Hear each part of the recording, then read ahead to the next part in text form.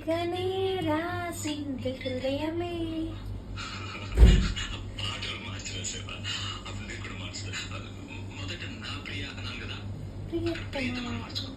ప్రియతమా నీ క్షేమమా, నేను ఇక్కడ క్షేమం.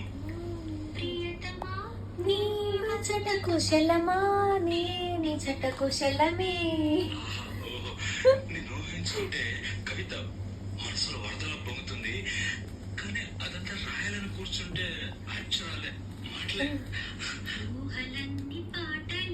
కనుల తోటలో తొలి కాల కవితలే, మాట మాటలో అదే బ్రహ్మాండం. కవిత కవిత పాడు.